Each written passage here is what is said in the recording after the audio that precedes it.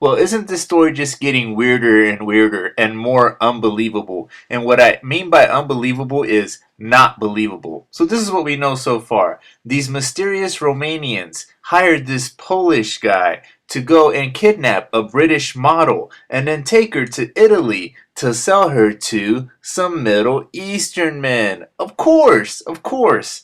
But you know what this kind of reminds me of? This reminds me of when you're a teenager and you're clearly lying to your parents and they know you're lying. So what you do is you just add more details to the lie to try to make it more believable. But in actuality, it makes it less believable. So you're kind of trapped in a corner and you got to add more details to the lie. You know, kind of like whenever you're supposed to be with one of your good friends, but you're really at a party and your parents are want to know where you're at, and you're like, well, my cousin's friends uncle's half brother had to go to the hospital, and so that's why I wasn't really with my friend. You know, this is what happens whenever you get trapped in a lie. You know, I really wasn't thinking about doing a video on this, but I think this is just a good example of whenever you get that gut feeling of when a news story first breaks that something's not right with it. Like, for example, when this story first makes the news, they had to reenact the situation where, you know, this young woman is put in a suitcase, and so the police have to, you know, act it out and whatnot. And I'm just like, okay, that's a little bit weird, because all you have to say is that, you know, this petite woman was stuffed in a large suitcase. You don't have to actually act it out in order to make it believable. But this is kind of whenever they're trying really hard to make you believe something, that's whenever you start to question it. And then there was also when the story first came out, that the lawyer was already saying that, you know, if you just question this, that it's evil. It's evil to just question the story, which is obviously just trying to play on people's emotions, because any real investigator is going to question the story. That's what investigators do. We question stories. So you see the lawyer really coming out in front trying to defend her, knowing that his client is going to be pretty hard to defend, especially as, you know, you're adding more and more details to the story as it goes along, and not just adding details to the story, but also changing details. And then there's an issue with the group called the Black Death. Well, I mean, these are the nicest kidnappers in the world.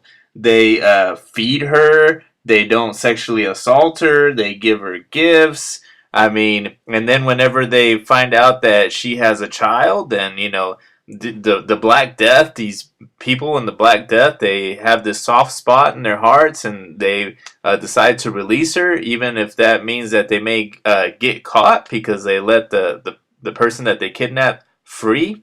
So this creepy Black Death group doesn't sound so black or so sinister after all. I mean, these guys are the nicest kidnappers I've ever heard of. I mean, they're really nice human traffickers, if that's a story you want to believe. And then she also changed her story as far as that they just slept by each other and there was no sexual advances. But then later on, she does say that, okay, he was trying to.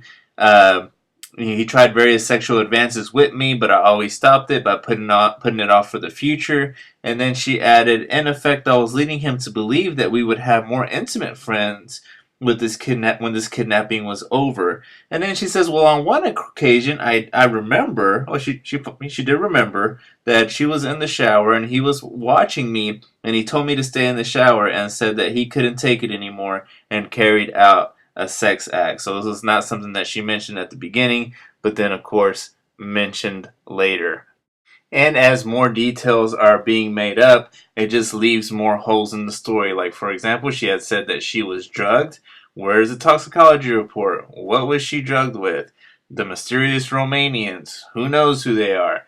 And then, shouldn't she be really upset that her agent put her in this situation uh, to be kidnapped? Shouldn't she be furious? Shouldn't she be upset?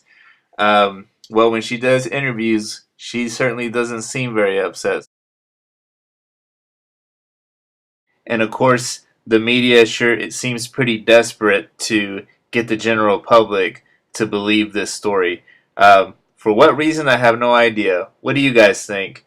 Comment below to tell me, what do you guys think about why is the media so desperate to get us to believe this story?